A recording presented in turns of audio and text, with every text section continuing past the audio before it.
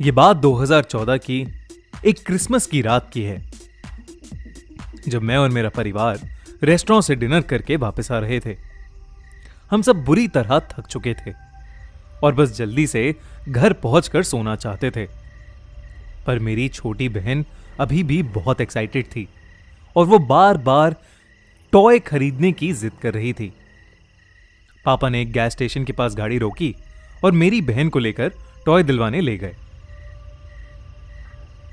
मेरी मम्मी ने मुझसे कहा कि वो वॉशरूम जा रही हैं और फिर वो भी चली गईं। गाड़ी में मैं अकेला बैठा था और हेडफोन लगा के गाने सुन रहा था। मैं गाने सुनते हुए सबका वेट ही कर रहा था कि मेरी नजर एक दूर खड़े आदमी पर गई।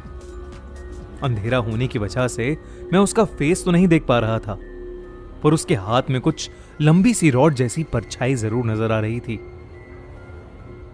मैं उसकी तरफ ध्यान से देखने लगा ताकि मुझे उसकी शक्ल क्लियरली नजर आ सके। पर तभी मुझे फील हुआ जैसे वो आदमी धीरे धीरे मेरी तरफ आने लगा हो, और तभी मेरे हेडफोन्स में बज रहा गाना भी अपने आप पॉज और प्ले होने लगा।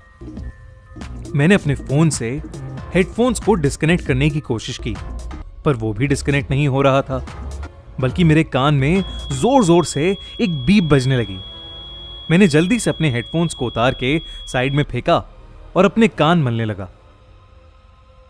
जब मैंने वापस उस आदमी की तरफ देखा तो वो वहां नहीं था।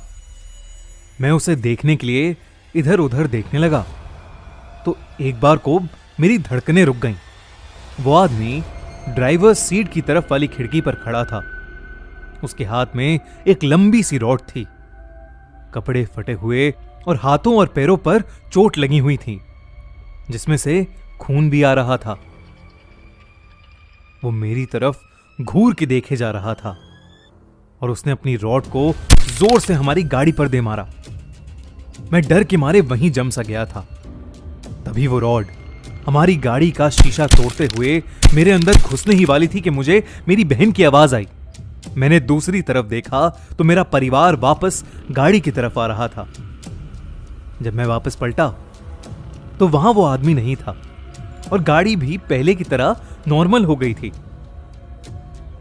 मैं बुरी तरह हैरान था और बहुत ज्यादा डर भी गया था, पर मैंने किसी से कुछ नहीं बोला। हमें घर पहुंचते पहुंचते 12 बज गए थे और मैं घर पहुंचते ही अपने कमरे में चला गया। पर अभी तक मैं उस आदमी के बारे में ही सोच रहा था। मैंने अपना ध्यान भटकाने के लिए वापस अपने हेडफोन्स लगा लिए और आराम से गाने सुनने लगा।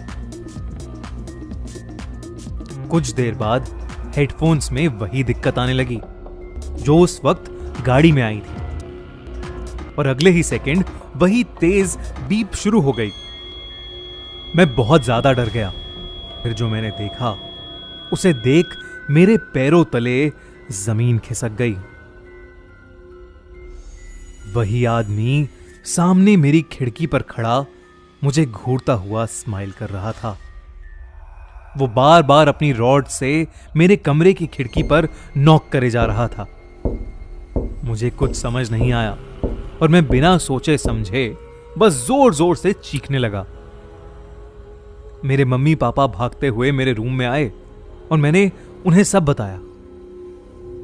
मेरे पापा ने पुलिस को बुला लिया, मगर पुलिस वालों को हमारे घर के आसपास कोई आदमी नहीं दिखा। इस दिन के बाद से मुझे वो आदमी फिर कभी नहीं दिखा। थोड़ा और मालूम करने पर पता चला कि हमारे नेबरहुड में एक पागल आदमी था जो लोगों को एक लंबी रॉड से मारा करता था। कहते हैं लोगों ने उसका घर जलाकर उसे मार डाला। शायद मैंने जिस आदमी को देखा था वो उसी आदमी का